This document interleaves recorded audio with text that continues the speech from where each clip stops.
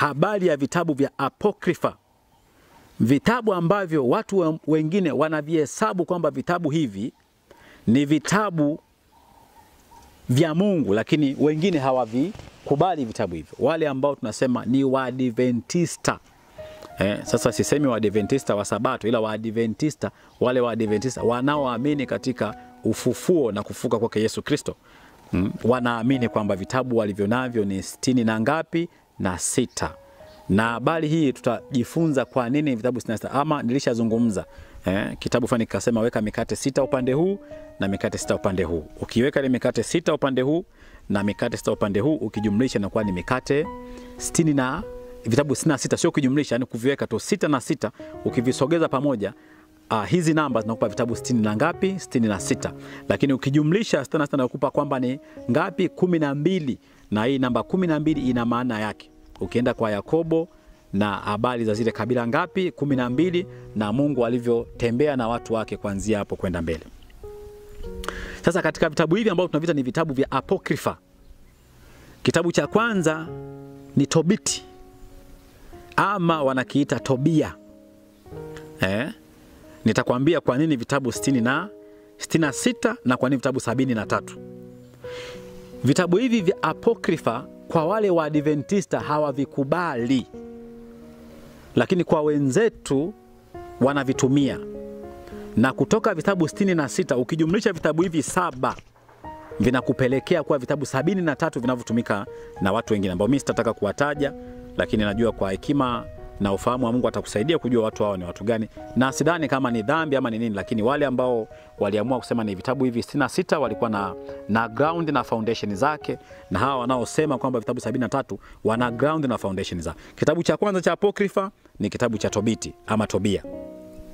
Kitabu cha pili cha apokrifa ni kitabu cha Judith. Kitabu cha tatu cha apokrifa ni hekima ya Yoshua bin Sira, ambayo katika Biblia ya vitabu 66 vitabu hivi uvikuti. Lakini kitabu cha 4 ni kitabu cha Baruku. Hapa tunajumlisha pamoja na waraka wa Yeremia. Kwa hiyo vitabu hivi ndio vinaitwa vitabu vya nini? Vya apokrifa. Lakini kitabu manake hapa kama ni cha 4 Baruku, kitabu cha 5 ni waraka wa Yeremia.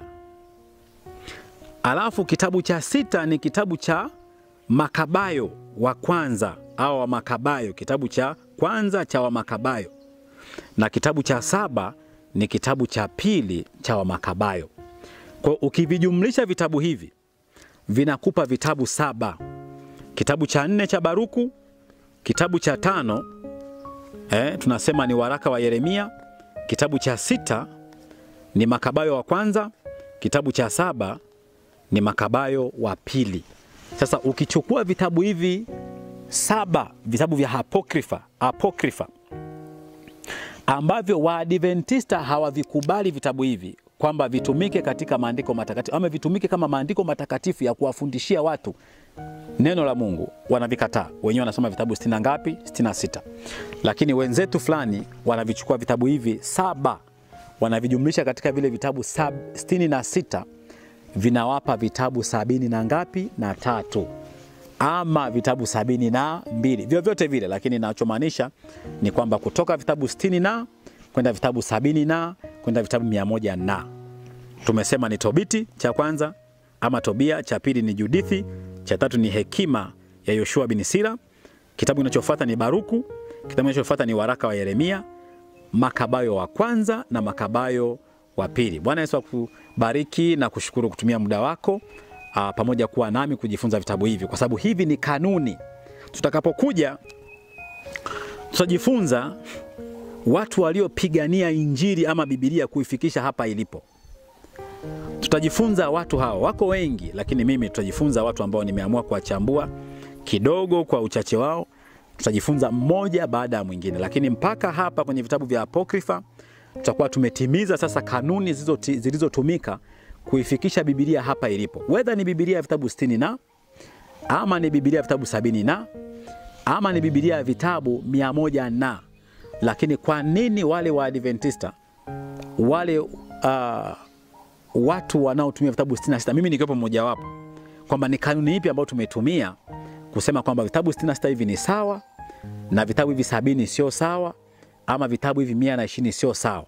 Lakini katika vitabu 66 unapoenda vitabu 73 ama 72, manake vitabu 66 hivi vimo vinaongezeka vitabu 7. Alafu unapoenda vitabu 100, manake vitabu hivi 66 vimo jumlisha vitabu 7, jumlisha na vitabu vingine ambavyo viko huko vinavyoenda kutimiza sasa vitabu 120 ama 120 kitu. Mungu akubariki sana, nikutakia siku njema. Karibu tena katika vipindi vinavyofuata katika YouTube channel yetu hii, lakini pia tunapokea kama unawiwa na unasikia iko sauti ya Mungu kusaidia huduma hii, karibu. Hatukufungi, kadri Mungu atakavyokuwa amekuwezesha na kuelekeza kitu gani kinafaa kwa ajili ya utukufu wa Mungu, na sisi tutapokea, tutavitumia vyote kwa ajili ya utukufu wa Mungu. Mungu akubariki, nikutakia siku njema. Amina.